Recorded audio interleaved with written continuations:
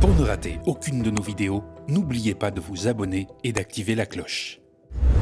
Le projet de loi plein emploi que le gouvernement présentera le 7 juin prochain portera la création de la très décriée institution France Travail qui viendra remplacer le Pôle emploi à compter du 1er janvier 2024. Alors la structure viserait à atteindre le plein emploi d'ici la fin du quinquennat d'Emmanuel Macron. Alors ce changement conduira à une transformation profonde du Pôle emploi que l'on connaît actuellement, mais pas seulement. On en discute avec nos invités. Yann Gaudin, lanceur d'alerte sur le Pôle emploi, et Adrien Chloé, député LFI NUPES.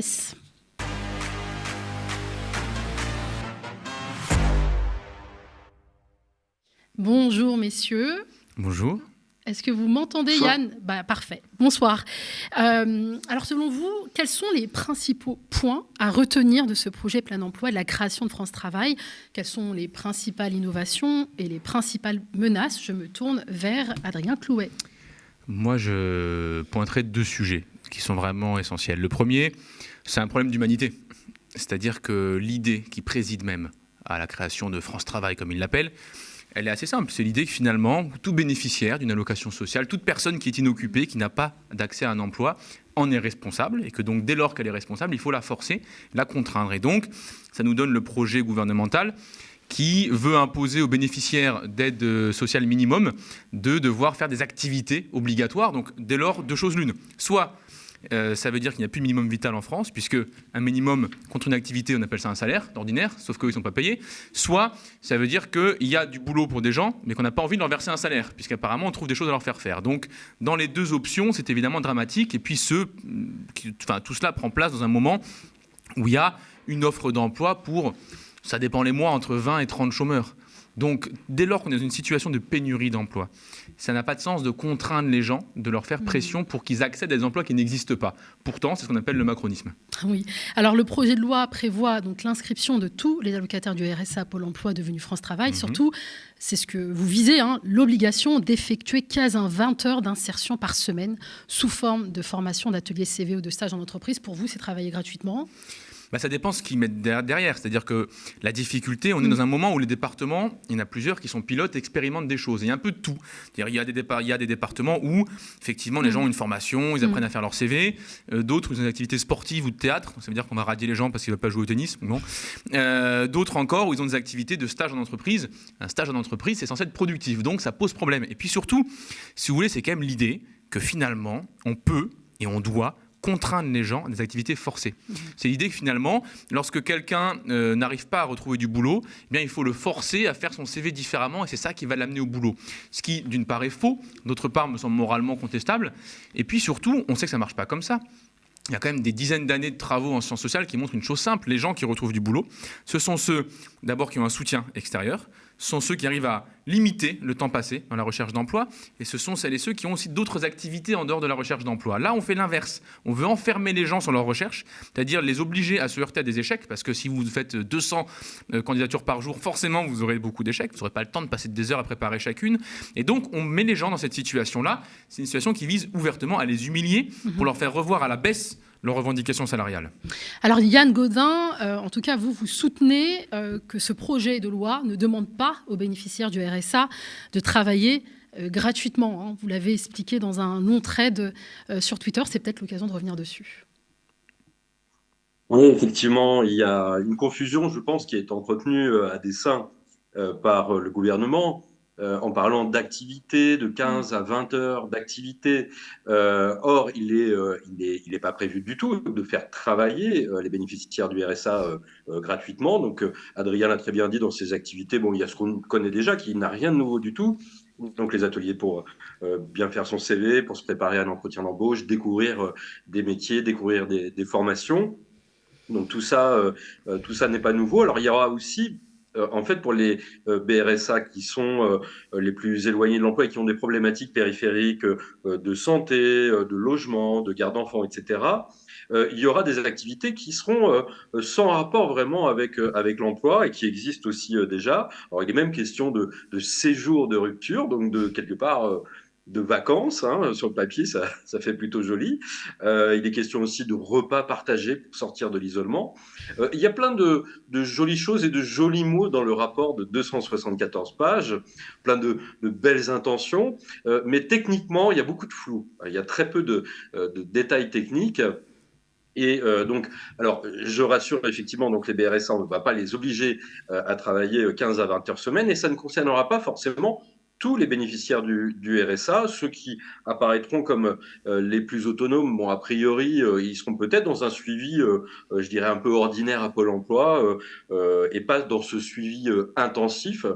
Mais moi, j'ai du mal effectivement à comprendre que cette rumeur du travail forcé perdure, mais je pense que c'est un peu lié à la communication, notamment d'Olivier Dussopt, qui aujourd'hui même disait même que ça ne serait pas dans la loi finalement, que les 15 à 20 heures semaine ne seraient pas dans la loi, que c'est un dispositif qui est envisagé. Donc reste à voir exactement comment il sera fait. Bon, donc un dispositif qui ne serait pas contraignant. S'il n'est pas inscrit dans la loi, ça sera un dispositif qui ne serait pas contraignant ? Disons qu'il y aura un contrat d'engagement, comme ça existe déjà d'ailleurs aussi. Il n'y a pas grand-chose de nouveau en fait dans ce projet France Travail. Il y aura un contrat d'engagement, mais qui là concernera tous les usagers de Pôle emploi. Aujourd'hui, on appelle ça le PPE, le projet personnalisé d'accès à l'emploi, et puis demain, on appellera ça le contrat d'engagement. Et donc, si le conseiller estime que l'usager BRSA ou pas, ça pourrait être un bénéficiaire de l'ASS, c'est l'autre minimum social, équivalent au RSA, on est sur les mêmes montants. Si le conseiller estime qu'il y a besoin de tous ces ateliers, et si l'usager, lui, estime qu'il n'y a pas besoin, c'est là où ça risque d'être un peu conflictuel, un peu beaucoup, et surtout, si l'usager estime qu'il n'a pas besoin de tout ça et qu'on le force quand même, j'ai un peu peur pour les animateurs de ces ateliers qui vont avoir un public quand même assez récalcitrant. Donc, j'ai peur qu'il y ait beaucoup de tensions, peut-être des violences. Donc on pourrait les on verra, on va pas crier. Donc on pourrait les forcer. Donc ça rejoint un peu ce que disait Adrien Clouet quand il parlait d'activité forcée. Bien sûr qu'il risque d'y avoir de la coercition, peut-être beaucoup. On verra comment c'est mis en application. Alors il y a aussi des nouveautés par contre au niveau des sanctions.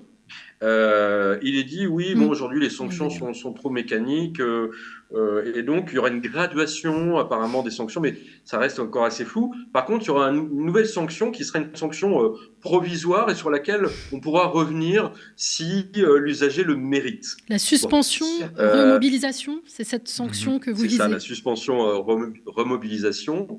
Donc c'est une sanction effaçable, on va dire. Et puis, dans le mécanisme des sanctions, il est prévu aussi un peu plus de contradictoire de la part de l'usager. Donc, dans le rapport, il est dit que tout ça est fait pour simplifier, alors que finalement, ça devient plus complexe au niveau des sanctions. Bon, pareil, il faudra voir comment ça se met en œuvre. On pourrait aussi, du coup, à la lecture du rapport, penser que les sanctions seront peut-être moins brutales. Alors, il est dit aussi qu'il y aura plus de radiation de la liste. Sont facilitées d'ailleurs avec ce nouveau dispositif. Elles vont être facilitées. Et peut-être, j'ai vu Adrien Clouet un peu réagir à cette sanction de suspension de remobilisation. Oui, tout à fait. Mais parce que je suis toujours d'accord avec Anne là-dessus. Disons que ça pose la question de ce qu'est une sanction dans une république. Est-ce que une personne qui est bénéficiaire d'une aide publique doit se voir retirer le minimum vital parce qu'elle ne se comporte pas de la manière dont on a envie qu'elle se comporte. Mais c'est un vieux débat. C'était le débat déjà au moment du RMI. Qu'on a créé l'idée d'un minimum vital, vous avez des réactionnaires patentés qui faisaient « Non, mais si jamais la personne, elle ne fait pas exactement ce qu'on lui dit, il faut lui retirer qu'elle crève dans la rue. » Voilà, ça c'est un discours réactionnaire qui existe. Et donc c'est ça qui est en jeu. C'est ce qu'on estime qu'il y a une dignité humaine fondamentale non négociable et que même la personne qui accomplit la pire des activités, qui ne se comporte pas comme on le voudrait, qui ne cherche pas le bon boulot, etc., eh bien elle doit vivre. Ou est-ce qu'on estime au contraire que cette personne doit se voir suspendre le minimum vital ? Et c'est une question qui n'est pas qu'un engagement de celui ou celle dont on parle. Parce qu'en fait, les gens qu'on met en cause ici, ils ont une famille, ils ont des enfants. Donc on sait très bien ce qui se passe derrière. C'est du châtiment collectif, ce dont on parle ici. La suspension remobilisation, ça veut dire le gamin mangera plus le soir parce que son père ou sa mère a mal cherché du boulot. C'est ça la réelle signification, notamment dans une allocation type RSA, qui prend en compte l'ensemble des ménages. Et donc, il y a cette question qui se pose, c'est le retour des formes de punition collective. Et effectivement, souvent, c'est annoncé de la manière suivante, on dit on va faire une graduation. C'est-à-dire, on a eu ça pour l'assurance chômage depuis 40 ans. Chaque fois, on dit, regardez, c'est compliqué, il y a une sanction mécanique, alors ce serait quand même plus simple qu'il y ait plus de sanctions différentes qu'on puisse apprécier. Bilan, qu'est-ce qui se passe? On crée 4 sanctions différentes et au fur et à mesure du temps, on se concentre sur les sanctions les plus lourdes. Et les sanctions les plus légères disparaissent. Là où avant, elles étaient mécaniques. Mais bon, donc, je n'ai aucune confiance alors dans M. Dussopt en général, évidemment, comme personne, et comme dirigeant politique, ça va de soi. Mais surtout, je pense que ça va mettre effectivement les personnels dans une situation inextricable. Puisque ceux qui vont gérer les formations obligatoires seront en dehors de France Travail. Donc, ceux qui prononcent les sanctions ne seront pas ceux qui vont effectivement assurer les activités forcées. Et donc, dès lors, en plus, on rend impossible pour l'animateur de la formation de pouvoir faire un retour d'expérience ou de pouvoir pondérer la décision de France Travail. Donc, en plus, ce truc est bureaucratique totalement. On ne voit pas comment il peut être mis en place. Et enfin, je conclue là-dessus. Il y a quand même une histoire qui est de fou dans France Travail. Il y a une histoire de fou. Il nous annonce chaque bénéficiaire du RSA doit être suivi par France Travail. Il faut des conseillers qui suivent chacun 40 allocataires du RSA. Mais il y en a 2 millions en France. C'est-à-dire qu'il faut embaucher 50 000 personnes à France Travail. Aujourd'hui, ils sont 50 000 à Pôle emploi à gérer l'ensemble des demandeurs d'emploi. C'est-à-dire qu'il faut doubler l'effectif pour accueillir les gens au RSA. Ça n'aura pas lieu. Donc il n'y aura pas ce suivi de 40 personnes. Donc les gens ne seront pas suivis. Donc ils seront envoyés de manière extrêmement rapide après un coup de fil parce que les agents n'auront pas le moyen en fait, de faire autrement. Ils seront expédiés dans des formations qu'ils n'auront pas choisies, qui n'auront pas été discutées avec des gens qu'ils n'auront pas envie de voir. Ce qui se passe actuellement avec le Pôle emploi, en fait. Il n'y a pas grand-chose qui ce qui change. Se passe un peu moins quand même parce que c'est assez rare finalement d'être expédié vers une formation sans discussion avec le conseiller. En revanche, là, rajouter 2 millions d'inscrits en plus, sans personnel pour les accompagner, ça signifie clairement qu'eux, ils vont être dépossédés et les allocataires usagers et les professionnels de la capacité à parler en fait du parcours de vie que l'allocataire souhaiterait. Alors Yann Gaudin, je rappelle, vous êtes lanceur d'alerte sur le Pôle emploi. Plus concrètement, voilà, si vous aviez un bénéficiaire de l'assurance chômage ou un allocataire à RSA, comment vous lui expliqueriez ce qui va changer pour lui? Parce que c'est vrai qu'on a évoqué un projet de loi qui est plutôt flou, mais si on devait aller à l'essentiel, qu'est-ce que vous leur diriez? Ne pas changer grand-chose. Je voulais juste revenir sur ce que disait Adrien. Effectivement, c'est très dangereux de menacer des gens qui n'ont qu'un subside de 600 €. Hein. Le RSA, c'est le montant mensuel, de les menacer, de couper complètement les vivres. C'est dangereux parce que ces gens n'auront plus rien à perdre. Bon, après, voilà, le gouvernement en sera comptable. Non, pour les usagers, pas grand-chose. Pardon ? Comptable devant qui ?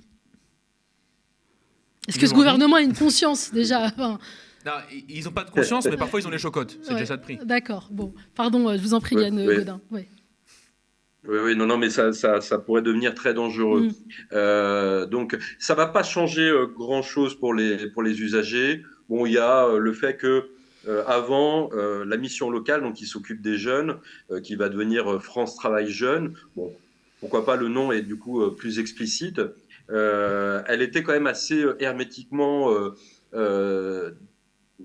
différenciée de Pôle emploi. On n'avait pas accès, par exemple, à Pôle emploi, quand j'y travaillais, on n'avait pas accès aux entretiens, aux conclusions d'entretien de la mission locale avec les jeunes. Là, maintenant, il y aura un logiciel commun, donc le dossier sera ouvert et il y aura un historique de bout en bout. Donc, bon, il y a quelques petites améliorations techniques, mais est-ce que ça valait le coup de consacrer pour ça près de 1 milliard par an supplémentaire pour le service public de l'emploi, qui coûte déjà très cher, hein, puisque rien que le fonctionnement de Pôle emploi, c'est 4,5 milliards.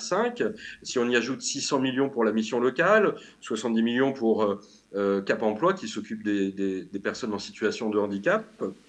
Et demain, donc, on nous annonce encore 1 milliard de plus. Alors, on n'a pas assez d'argent pour les retraites, mais par contre, on a de l'argent pour France Travail, pour ripolliner une nouvelle fois, puisqu'il y avait eu le fameux changement de logo de la NPE, puis encore, on change tout avec Pôle emploi, puis là, on rechange tout avec France Travail. On va mettre tous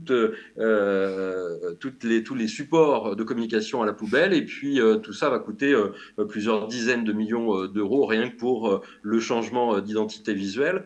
Mais donc, on va être sur une augmentation de 15 à 20% du coût pour les Français du coût du service public de l'emploi? Alors, Est-ce qu'on en attend 15 à 20% de croissance économique, 15 à 20% de création d'emplois? Parce que rien que parce qu'on aurait changé le logo de Pôle emploi.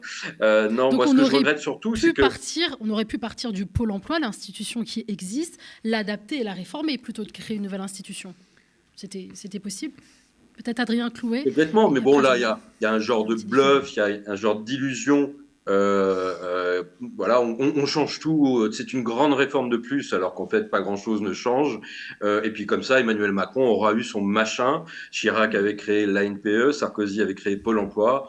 Macron aura son France Travail, mais qui sait, peut-être qu'après 2027, on changera à nouveau. D'ailleurs, parce que le mot travail, je le trouve moins pertinent que le mot emploi. Le travail, toutes les activités de la vie quotidienne sont du travail. Tous les bénéficiaires du RSA travaillent tous les jours. Quand on fait sa cuisine, quand on fait son ménage, eh bien, c'est du travail. Il y a des gens qui en font un métier, mais il y a des gens qui le font eux-mêmes. C'est un travail, c'est pas un emploi, c'est pas formalisé, mais c'est un travail. Adrien Clouet, voilà. Oui. Est-ce qu'on aurait pu garder l'institution et la réadapter? De toute façon, on peut tout faire, c'est une question de volonté politique, bien sûr. Qu'est-ce que c'est aujourd'hui Pôle emploi? C'est un service public dans lequel il y a des agents qui travaillent, souvent d'arrache-pied, qui, pour une part d'entre elles, reçoivent des demandeurs d'emploi pour essayer de leur trouver des emplois existants qui correspondent à leurs qualifications, à ce qu'ils ont envie de faire, à leur parcours, et pour d'autre part, calculent les droits, c'est-à-dire s'assurent que les gens reçoivent leur argent à temps et que l'argent correspond effectivement à leur emploi précédent. La question qui se pose, c'est le modèle, qu'est-ce qu'on veut? Il y a deux manières de faire un service public d'emploi. Il y a la manière macroniste, c'est-à-dire on crée un espèce de bitonio géant qui vise à absorber les offres d'emploi les plus précaires et les rediffuser de force auprès des usagers. Ça, c'est une version libérale. Le service public d'emploi servirait à ça. Eh bien, moi, je ne défends pas ça. Je défends un service public d'emploi, on pourrait l'appeler France Calif, par exemple, si on voulait nous aussi trouver des slogans publicitaires. France Calif, ça serait un service public où les demandeurs d'emploi sont accueillis et on ne leur propose que des offres qui sont plus qualifiées, mieux formées, mieux payées, mieux rémunérées, mieux indemnisées, selon les différentes logiques qui existent au sein de l'institution. Bref, qui les mettent dans un parcours de vie qui améliore leurs conditions. Ben voilà, contre-proposition, faisons un service public d'emploi dont la mission exclusive est d'élever la rémunération des gens qui sont accueillis. Ça, c'est un vrai projet. Ça, c'est un vrai projet parce que ça veut dire que le patronat saura qu'il ne peut se tourner vers ce service public d'emploi qu'avec des offres qui sont valables, qui sont potables. Ça, c'est un beau projet parce que ça veut dire que les conseillers et les conseillères auront un sens à l'activité. Elles recevront des personnes qui, parfois, ont eu des difficultés, bossent à temps partiel ou au SMIC. Elles auront un objectif de on peut faire mieux avec la personne. On peut la mettre sur un parcours qui la sécurise plus pour son existence. Et je souhaiterais également sonner l'alerte sur un point qu'a évoqué Yann à l'instant. C'est les missions locales. On est dans un risque de disparition des missions locales qui risquent d'être engloutis dans cette espèce de monstre bureaucratique que va être France Travail, si jamais ils y arrivent. Comptez sur nous pour qu'ils n'y arrivent pas, mais s'ils y arrivent, ils veulent l'engloutir. Or, la mission locale, c'est quelque chose de très important, parce que ce n'est pas Pôle emploi, ça a été dit à l'instant, ça ne l'est pas, ce sont d'autres agents qui ont une marge de manœuvre très importante pour inventer des choses, prendre l'initiative, aller au contact des usagers et des usagères, selon un mode de gestion qui est très autonome. Les mettre sur le même logiciel que Pôle emploi, les mettre sous la même tutelle, avec les mêmes objectifs, c'est extrêmement dangereux parce que c'est la fin de leur autonomie et de leur esprit d'initiative. Un exemple, chez moi, en Haute-Garonne, la mission locale, par exemple, affrète des bus pour aller dans le commun, côté Pyrénées, et passer dans les toutes petites communes pour expliquer leurs droits aux plus jeunes, aux moins de 25 ans. La mission locale fait de l'intervention en milieu scolaire. La mission locale passe par des employés en poste pour savoir qui dans la famille, les petits frères, les petites sœurs, n'a pas de boulot et peut être accueilli et aidé. La mission locale aide à l'élévation du niveau de formation des jeunes. La mission locale n'a pas comme objectif exclusif de mettre les gens à l'emploi. Ils peuvent se dire, on a reçu quelqu'un, cette personne elle veut faire une licence pro, on l'accompagne, on lui explique comment faire une licence pro. Donc ça, ce sont des missions qui risquent de disparaître dès lors que France Travail triomphe des missions locales et qu'on met fin à ce qui se fait de mieux dans le pays. Alors, messieurs, tous les deux, clairement, vous êtes en train de décrire une structure infantilisante qui va condamner, on va dire, les bénéficiaires de ces prestations sociales à du travail forcé, que du négatif, et un projet de loi qui intervient quand même après la réforme des retraites, contre laquelle on est encore très mobilisé. C'est quand même une drôle de manière de passer à autre chose. C'est quoi l'agenda politique d'Emmanuel Macron ? C'est logique. Mais c'est très logique. Il y a eu, en novembre dernier, la réforme de l'assurance chômage. On a limité dans le temps la perception des indemnisations chômage pour que les gens, en fait, les chômeurs de longue durée, c'est qui ? C'est des salariés de plus de 55 ans. donc pour leur retirer la perception de l'allocation chômage et faire en sorte qu'ils soient obligés d'accepter un boulot moins bien payé que celui d'avant. Bon, maintenant qu'ils ont ce boulot moins bien payé, ils vont avoir une allocation chômage qui sera moins bonne. Et en plus, on leur oblige à se taper entre 6 mois et 1 an et demi, pour les plus âgés, parce que ça ne va pas rentrer en application tout de suite, mais on les oblige à se taper des mois de travail en plus, enfin des mois d'emploi en plus, et donc vous avez un peu face tu perds, pile ils gagnent, eux. Puisque ces mêmes personnes, donc ont moins de droits, doivent rester plus longtemps en emploi. Bien maintenant, comment on articule les deux? Comment vous faites lorsque vous avez baissé les droits des gens qui doivent rester au boulot plus longtemps? Vous trouvez une structure pour les obliger à passer de l'état du dernier boulot à l'état d'un futur boulot précaire pour tenir les 1 an et demi, 2 ans de plus. C'est juste la temporalité qui questionne. Vous avez peut-être une idée pour vous, Yann Gaudin, pourquoi penser cette réforme-là à travers donc la France Travail, alors qu'aujourd'hui encore, la France traverse une crise profonde. Peut-être demander à McKinsey quand même plutôt qu'à nous, mais j'aimerais bien avoir l'avis du lanceur d'alerte du Pôle emploi. Le gros problème en fait de la politique de l'emploi avec la Macronie, c'est que c'est une approche purement quantitative, uniquement quantitative, des chiffres. Finalement considérer que les actifs, dans toute leur diversité, avec toute leur qualification effectivement, avec toutes les différences selon les territoires, etc., tous ces gens-là ne sont que des pions, des chiffres. Voilà, et on gère ça avec des tableurs Excel. Et donc, c'est la même logique que rallonger l'âge de la retraite, c'est faire des Français désolé pour la formule, mais un peu de la chair à patron, interchangeable. Mais d'ailleurs, c'est ce qu'on observe, parce que dans les chiffres, justement, il y a une explosion des licenciements depuis 2016. Il y a un phénomène qui est très inquiétant. Il y a une instabilité du marché de l'emploi. Alors, on a parlé aussi des démissions côté salarié, mais il y a aussi donc une explosion des licenciements et on nous dit que les employeurs auraient du mal à recruter alors qu'ils licencient de plus en plus. Donc qu'ils commencent à garder leurs salariés plutôt que d'en chercher de nouveaux. Donc moi j'aimerais bien qu'il y ait une approche beaucoup plus qualitative et Adrien en a très bien parlé, une approche beaucoup plus humaine et qu'on intervienne aussi en médiation comme ils le font en Allemagne. Adrien connaît bien le service public de l'emploi allemand et il me semble, si je ne me trompe pas, qu'ils interviennent en médiation, en prévention des licenciements, des ruptures de contrat pour éviter que le chômeur ne s'inscrive. Donc il y a une approche réellement qualitative dans ce cas, dans la relation au travail, et à Pôle emploi aussi, on serait bien inspiré d'avoir un souci par rapport à la relation que peuvent avoir les conseillers avec les usagers, et puis notamment tous ces conseillers qui sont au service contrôle de la recherche d'emploi et qui font quelque part un peu un sale boulot, qui vont être d'ailleurs un peu plus nombreux avec France Travail encore, et qui sont chargés de contrôler puis de décider si on sanctionne ou pas. Bon, tout ça n'est pas très heureux, tout ça n'est pas très humain. Et est-ce qu'il n'y a pas une volonté aussi à travers France Travail de fracturer davantage les classes populaires en dressant les travailleurs contre les personnes privées d'emploi? Si, bien sûr, il y a une dimension morale très forte dans ce type de dispositif.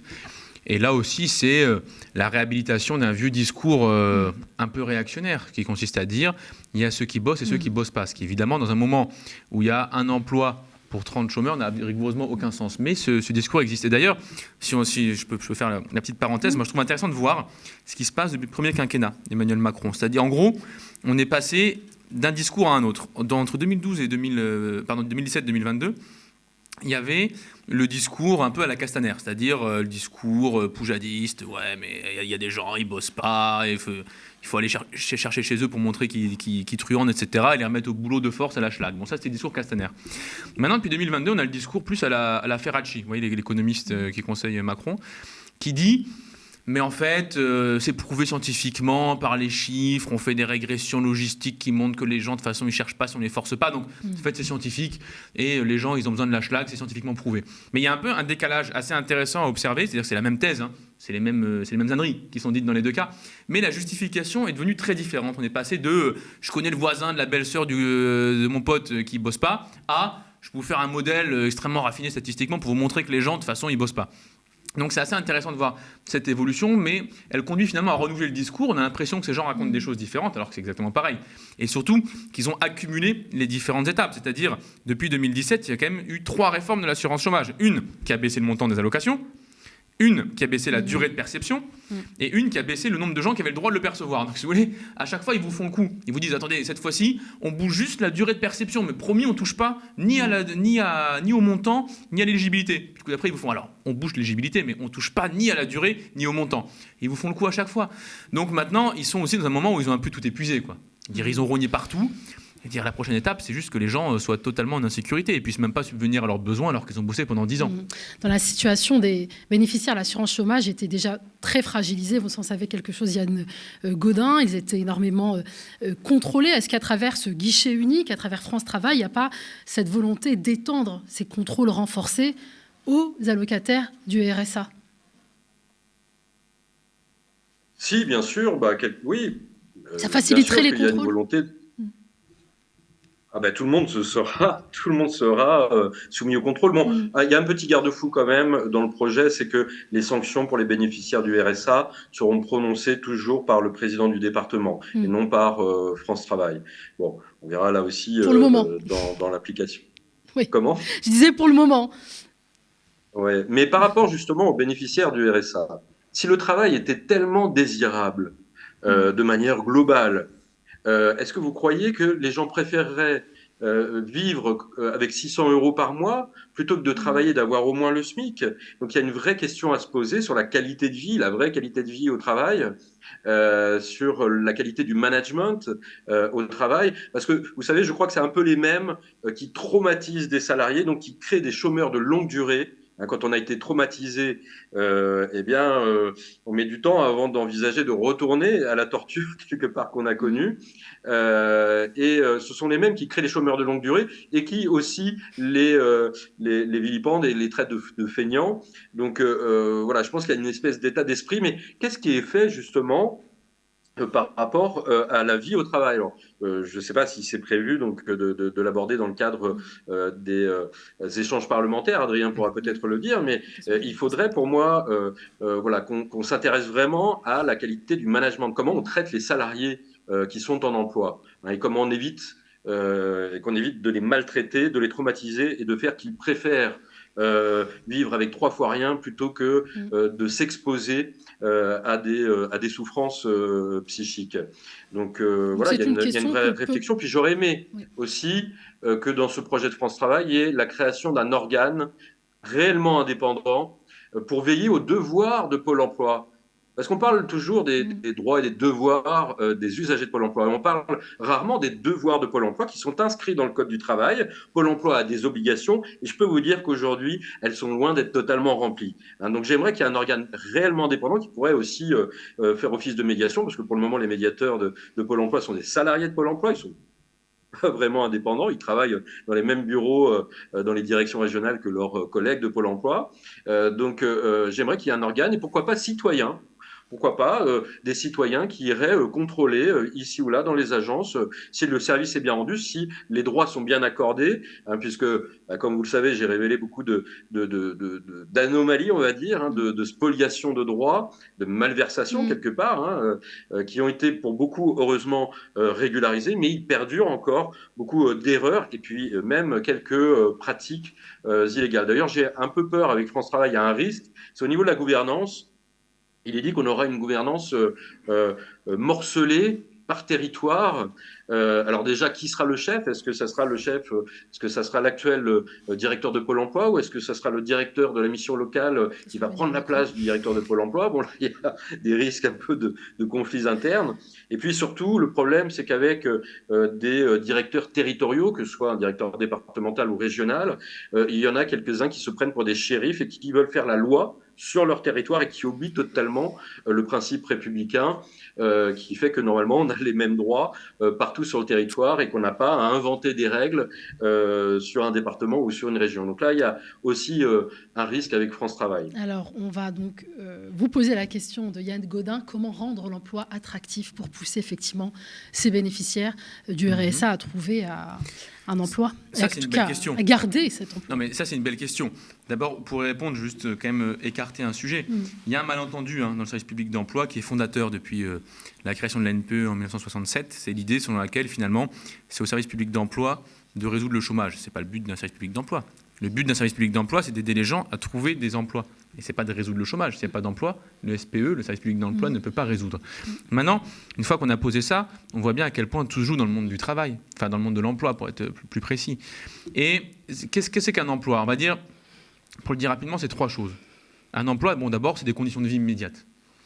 Un emploi, c'est la capacité, lorsqu'on signe un contrat, de pouvoir subvenir à ses besoins et celui de ses proches. Donc c'est une rémunération, c'est une distance qui est raisonnable pour y aller, ce sont des horaires, etc. etc. Évidemment que là-dessus, il y a énormément de choses à faire. Il y a encore beaucoup trop de CDD, d'intérim, de travail de nuit, etc. Deuxièmement, un travail, c'est une activité. Ce sont des gestes. Là, depuis tout à l'heure, on est ici sur ce plateau. Il y a des personnes qui sont techniciennes qui travaillent à côté, qui ont des qualifications, qui savent faire des choses. On a parfois des notes, des choses qu'on manipule. Bref, ce sont des gestes, un travail. Ce sont des gestes qu'on apprécie et dans lesquels on a le sentiment de s'améliorer au fur et à mesure qu'on les fait pour être fier de soi et avoir la capacité de se dire que les autres sont fiers aussi de ce qu'on fait et de leur rendre un service. Typiquement, tous les gens qui nous écoutent ici, Olivier Dussault, si tu nous écoutes, je pense, sont très fiers de ce qu'on fait. Donc, c'est ça, un emploi. C'est la capacité à rendre, à être utile au plus grand nombre. Et beaucoup de gens aujourd'hui ont le sentiment de ne pas l'être. Et ça, c'est une souffrance. C'est-à-dire, lorsque vous faites une activité et que vous dites pourquoi j'y vais, vivement que je rentre, et ça n'a servi à rien, eh bien, vous êtes en difficulté très forte. Et enfin, troisièmement, un emploi, c'est une relation entre une personne et les activités qu'elle mène, qui est plus ou moins équilibrée. Je m'explique, c'est l'idée selon laquelle on est qualifié ou pas assez ou trop par rapport à ce qu'on fait. Est-ce qu'on est en capacité dans ce qu'on fait, non pas juste d'être utile, mais de déployer au maximum ce qu'on sait faire? Est-ce qu'on a le sentiment de pouvoir atteindre les limites qu'on se donne à nous? On a envie de se dire, bon ben voilà, j'aurais bien réussir à faire ça, à faire ci, à faire ça. Est-ce que je suis en capacité, dans mon activité, dans mon emploi, d'atteindre les limites que je me suis fixées? Et me dire, voilà, je peux partir en me disant, non seulement j'ai été utile, c'est le premier point que j'évoquais, mais en plus, eh bien, je me suis fait plaisir, je suis arrivé un peu au bout de ce que je sais faire. Et donc, ces questions-là posent, celle du Code du travail. Dire, plus on autorise des emplois précaires à proliférer, plus ils prolifèrent. C'est une loi de la physique sur le marché du travail assez basique. Deuxièmement, ça veut dire une obligation d'avoir un accès à la formation pour tout le monde, mais une formation de droit. Pas une formation, on vous envoie dans un opérateur privé qui fait faillite 2 mois plus tard. Une formation, ça veut dire la capacité, vous avez envie de faire des cours d'anglais, oui, vous avez le droit de faire des cours d'anglais, même si ce n'est pas immédiatement utile dans votre boulot. Pas parce que parler anglais n'est pas requis sur votre chaîne de production que vous n'avez pas le droit de parler anglais, parce qu'après, vous saurez faire plein de choses. Vous saurez lire des modes d'emploi en anglais, aller sur des sites étrangers, etc. Tout le monde sait utiliser ses savoirs dans son travail, c'est toujours le cas. Donc élever les savoirs, c'est toujours être utile au boulot. Et enfin, troisièmement, avoir une capacité des salariés d'intervenir sur le contenu du travail. Dire, ce que je fais là n'est pas bien, n'est pas juste, n'est pas heureux, n'est pas utile au plus grand nombre. Et pouvoir, par cette intervention-là, rectifier ce qu'est le travail. Et donc, si on ne pose pas ces 3 questions-là, on n'en pose aucune. C'est des questions que vous poserez lorsque ce projet de loi sera débattu. Oui, alors on n'a pas attendu ce projet de loi, évidemment, mais on va les reposer, juste histoire que M. Dussault les comprenne déjà. Ce serait déjà un beau début. Alors, si Emmanuel Macron et son gouvernement peuvent faire passer en force des réformes aussi impopulaires que la réduction de la prestation chômage ou encore la création de France Travail, c'est parce qu'il a mis fin à la gestion paritaire de l'assurance chômage qui était co-gérée par les syndicats et supprimé les cotisations salariales pour l'assurance chômage. Je vous propose de réécouter ce que Emmanuel Macron disait devant les parlementaires réunis en congrès à Versailles. C'était déjà en juillet 2018. La solidarité nationale est de plus en plus financée par l'impôt. Ceci conduit aussi à transformer la philosophie même de notre solidarité nationale et en quelque sorte d'en retrouver le sel. Cette solidarité est de moins en moins une assurance individuelle assortie d'un droit de tirage. Financée par l'ensemble des contribuables, elle implique des droits et des devoirs, car chacun est alors comptable de tous et tous de chacun. Par la réforme que vous avez votée, l'assurance chômage aujourd'hui n'est plus du tout financée par les cotisations des salariés. Elle est financée par les cotisations des employeurs et par la CSG. Cette transformation, il faut en tirer toutes les conséquences. Il n'y a plus un droit au chômage au sens où on l'entendait classiquement. Il y a l'accès à un droit qu'offre la société, mais sur lequel on ne s'est pas garanti à titre individuel, puisque tous les contribuables l'ont payé. cotise plus pour le chômage depuis 2017. C'est une part. Les salariés cotisent plus. Oui, les salariés, oui, c'est pour ça qu'on parlait de la suppression des cotisations vu que salariales. Cotise et que la part patronale, c'est aussi notre salaire, on cotise toujours. Et donc, c'est l'État qui va, via les impôts, financer cette prestation d'assurance chômage. Et donc, si c'est l'État qui finance, eh bien, c'est l'État qui décide. Nicolas Framont, que vous connaissez certainement, sociologue, qui a écrit un article très fourni sur France Travail, il voit une façon d'ériger l'État en pourvoyeur d'une aumône et de stigmatiser davantage les pauvres. Est-ce que vous partagez son avis ? Oui, tout à fait. Ce qu'on voit là chez M. Macron est extrêmement clair. Il annonce le programme. Il y avait ce qu'on appelle une assurance chômage. Donc c'est une assurance, c'est-à-dire vous mettez de l'argent au pot commun parce qu'il y a un risque. Il y a un risque de perdre l'emploi. On sait bien qu'il y a un risque. C'est-à-dire quel salarié décide du contrat qu'il signe ? Aucun. Donc si vous ne décidez pas, c'est bien que vous n'êtes pas en capacité de tout contrôler. Si vous ne pouvez pas contrôler, c'est qu'il y a des risques. Point. Donc il y a des risques, on était assurés, c'est-à-dire qu'on mettait une partie de notre salaire au pot commun et on touchait une partie du pot commun en cas de difficulté. Ça, c'est le principe de l'assurance au sens général du terme. Maintenant, Emmanuel Macron a décidé de tordre le bras à tout le monde pour substituer à l'assurance un régime qui est effectivement un régime qu'on appelle beveridgien dans le langage en question, mais en gros un régime fiscalisé où c'est l'impôt qui vient financer cela. Ça veut dire que des personnes qui ne sont pas elles-mêmes exposées au risque payent pour d'autres qui le sont. Les retraités. Donc, exactement. Ou les fonctionnaires. Et donc, vous avez une situation où, par définition, vous jetez des populations les unes contre les autres. Puisque là où avant, chacun s'assure et assure les autres pour se protéger, c'est une situation où on dit, bon, bah, vous n'êtes pas concerné, mais quand même payez. Alors, évidemment que celui qui paye dans ces conditions se dit, mais attendez, moi je paye, mais je pouvais payer moins, je préférerais payer moins, mais ça ne me concerne pas. Et donc, par le fait de supprimer le fait d'être concerné, par le mode de financement, eh bien, vous affaiblissez l'idée même du chômage. Et c'est ce que dit Emmanuel Macron. Il dit qu'il y avait un droit au chômage. Alors, on ne sait pas trop ce que c'est le droit au chômage. Il y a un mec qui se levait le matin, il disait « je m'en vais », sachant que s'il s'en va, il est de façon démissionnaire, donc il ne peut pas toucher le chômage, donc c'est du délire absolu. Mais l'idée de Macron, c'était « il y a un droit au chômage, maintenant il n'y en a plus ». Je vais reformuler. Ce que veut Emmanuel Macron, c'est de dire « vous aviez un droit à être protégé. Si vous perdiez votre boulot, mais maintenant, on ne l'aura plus ». Donc finalement, Yann Gaudin, pour revenir au discours d'Emmanuel Macron, dès 2018, il nous préparait à la création de ce France Travail. Il est quelque part cohérent. Oui, enfin bon, je ne vois pas tellement le rapport entre tout ce qui est annoncé par rapport à France Travail et puis ce glissement, effectivement. Il reprend la main sur l'État reprend la main sur le financement de l'assurance chômage. Il a exclu de manière progressive les syndicats de cette association qui gérait le financement de l'assurance chômage. Donc, oui. Alors, ils reprennent la main et puis du coup, ils font plein de bêtises. Regardez, donc avec le nouveau système là où on prend, pour calculer le montant des allocations chômage, on prend aussi les périodes sans travail, sans salaire, donc les périodes de trou, les périodes de salaire à zéro. On appelle ça quand même le salaire journalier de référence, même si on met des jours sans salaire. Et puis du coup, qu'est-ce qui se passe ? Les gens maintenant n'acceptent plus, ou en tout cas réfléchissent à deux fois avant d'accepter une mission intérim ou un CDD qui va créer des trous entre les contrats. Et moi, j'ai été sollicité par des gens qui réfléchissent. Ce ne sont pas, encore une fois, ce ne sont pas des pions, ce sont des gens, nos concitoyens qui sont sans emploi. Et du coup, ils se disent, mais moi, j'ai été sollicité. Est-ce que je fais bien si j'accepte ce petit CDD ? Est-ce que ça va pas me pénaliser ? Moi, je le dis techniquement, si, bien sûr que ça va vous pénaliser. Donc, la personne n'accepte pas ce contrat. Et qu'est-ce qui se passe ? Les employeurs saisonniers ne trouvent plus de personnel, par exemple.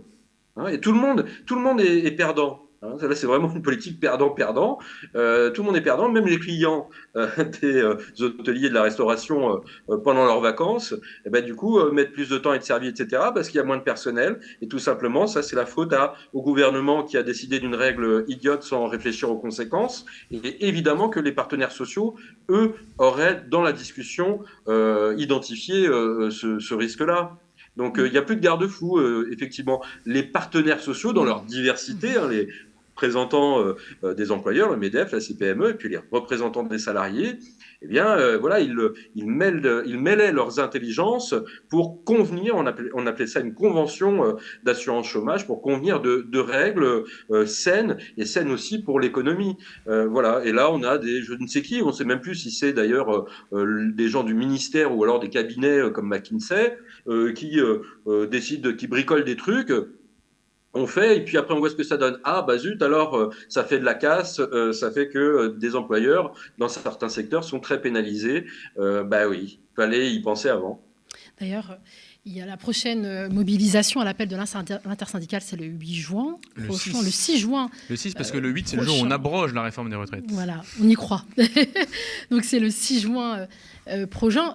Est-ce que justement, ce n'est pas l'occasion aussi de se mobiliser et de dénoncer ce projet de loi quand il y a énormément de monde dans la rue? Non, mais c'est ce qu'ils font. Enfin, moi, j'ai l'impression qu'il n'y a pas un syndicat dans le pays qui est favorable au projet et que tous le mettent dans leurs revendications. Ils montrent tous leur hostilité, alors, avec le même discours. Et ils ont raison. Tous disent, si vous voulez mieux accompagner les bénéficiaires et allocataires, très bien. En attendant, il n'y a pas les moyens. Et tout ce que vous mettez, c'est de la contrainte et du renforcement de la logique qu'on évoque depuis tout à l'heure. Fiscalisation de l'assurance chômage, contrôle de l'État, renforcement des sanctions, etc. etc. Donc, moi, je n'ai pas de conseils à donner aux syndicalistes. Je suis moi-même syndiqué, voilà, mais j'ai ma fédé. Mais je pense que c'est déjà le cas. Enfin, moi, en tout cas, je vais marcher le 6 juin avec mes collègues syndicalistes et il y en aura beaucoup du service public de l'emploi. Vous dénoncerez la réforme des retraites évidemment. Ce projet de loi. Et j'ai une dernière question, messieurs. Vous savez, il y a une autre aussi réforme qui est très décriée en ce moment. C'est celle du lycée professionnel qui vise en substance à réduire les modules théoriques et à augmenter le volume de stage. Exactement. Est-ce que vous y voyez un lien entre ce projet de loi qui vise à créer France Travail et la réforme du lycée professionnel? Peut-être d'abord Yann Gaudin et ensuite Adrien Clouet. Je pense, même si c'est l'État qui va indemniser les jeunes, je pense que les employeurs considéreront qu'ils ont des simili salariés, un peu comme les services civiques, qui sont d'ailleurs largement utilisés, je dirais même exploités à Pôle emploi. On va avoir des genres de sous-salariés. Alors, ce ne sera pas réellement un salaire versé par l'employeur, mais l'employeur, je pense, aura moins de scrupules à se sentir dans une relation ordinaire de subordination et à demander aux jeunes d'obéir aux ordres, aux consignes, et puis peut-être de prendre des risques. Il y aura peut-être davantage de risques d'accidents du travail pour ces jeunes-là. Donc oui, ça expose, ça donne une toute puissance, je dirais, un peu aux employeurs, sans aucun garde-fou, encore une fois, par rapport à la qualité du management en entreprise, voilà, par rapport aux conditions de travail, de subordination, par rapport à la relation entre le salarié et l'employeur. Il y a pour le moment, pas de grandes réformes en la matière. Et moi, par rapport à la mobilisation du 8 juin et pour les suivantes, évidemment, je pense qu'Adrien sera d'accord avec moi. Ce que j'aimerais surtout, c'est un grand reset de l'exécutif, qu'on revote et puis qu'on en finisse avec ces gens qui font n'importe quoi depuis 2017. On essaye. Alors, Adrien Clouet. Oui. Il y a un point commun qui est très important. C'est cette espèce de guerre qui est menée, de haine qu'ont les macronistes pour la qualification des gens, c'est-à-dire pour leur valeur dans le travail. Et c'est quelque chose qui est partagé à la fois par France Travail et par la réforme des lycées pro. Dans France Travail, qu'est-ce qu'on se dit depuis tout à l'heure? Si on devait résumer, c'est que finalement, n'importe quelle activité, quelle que soit sa valeur, son intérêt, son attractivité, peut être opposée à quelqu'un du simple fait que cette personne est allocataire d'une prestation sociale. C'est l'idée que finalement les gens n'ont plus de valeur sur le marché du travail et n'ont plus de valeur par rapport à l'activité, qu'on peut les obliger à faire n'importe quoi. Et donc on les dévalorise eux. Et c'est pareil que ce qui se passe dans la réforme du lycée professionnel, où on a, comme vous l'avez évoqué juste à l'instant, un remplacement des heures de formation en atelier, donc interne au lycée, pour des heures de stage en entreprise. Ça veut dire qu'au lieu de bosser leur qualification dans un atelier avec un corps enseignant, des pédagogues qui leur disent voilà comment marche une machine théoriquement, voilà comment marche cette machine spécifiquement, voilà comment on passe de l'un à l'autre, voilà comment généralement on comprend le mode d'emploi, permettant ainsi aux jeunes de pouvoir aller dans n'importe quelle boîte du pays faire fonctionner une machine similaire, on passe au stage dans la boîte du coin, ce qui veut dire que vous serez formé à utiliser uniquement la machine qui est localement existante. Et donc que lorsque vous sortez du lycée, pour trouver du boulot, vous devrez aller bosser là. On vous a fait cette formation généralement assez peu pédagogique et surtout sans aucun contenu théorique. Et donc, au lieu d'avoir une qualification valable partout en France, parce que vous savez utiliser tous les fours à pain du pays, parce que vous comprenez ce qu'est un four à pain, vous aurez une compétence utilisable à côté de chez vous, parce que vous savez, le four à pain de la boulangerie la plus proche. Et donc, en faisant ça, vous réduisez là aussi les connaissances, les savoir-faire, et donc en fait la valeur des gens sur le marché du travail, et surtout la valeur des gens par rapport à leurs proches et par rapport à eux-mêmes. Merci beaucoup à Adrien Clouet et Yann Gaudin d'avoir tenté de clarifier un projet de loi plein emploi et France Travail qui, pour le coup, est un projet très flou, mais voilà, oui. Vous avez réussi l'exercice tous les deux. Merci. Beaucoup. Je rappelle que vous êtes député France Insoumise NUPES de Haute-Garonne et vous, Yann Gaudin, lanceur d'alerte sur le Pôle emploi et conseiller formateur pour les usagers de Pôle emploi. Et merci également à toutes et tous d'avoir suivi cette émission. Prochain rendez-vous en direct demain 13h pour le premier Flash Info de la journée, suivi des autres 15 et 17h avant l'émission de Toujours Debout à 18h30 qui sera animée par Théophile Kouamouo. Soyez connectés avant de vous laisser. Il est important de vous rappeler que si le média existe et que si nos programmes sont accessibles gratuitement, eh bien c'est grâce à vous qui partagez nos vidéos et qui nous financez. Merci.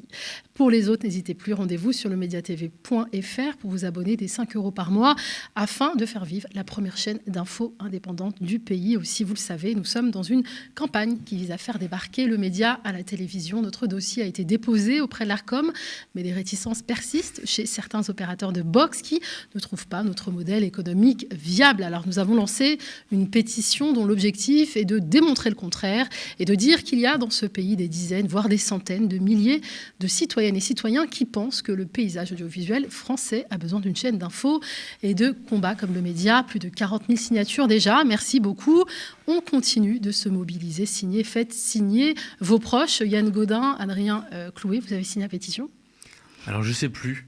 Parce qu'en fait, vu que j'en signe entre 15 et 30 par jour, honnêtement, je ne sais plus si j'ai signé celle-là. On va vous la renvoyer. Voilà. Yann Gaudin ? Je la signe avec un grand plaisir. Merci. Je vais la relayer. Merci à tous les deux. Merci, Nadia. Et merci également à vous. Et je vous dis à très bientôt.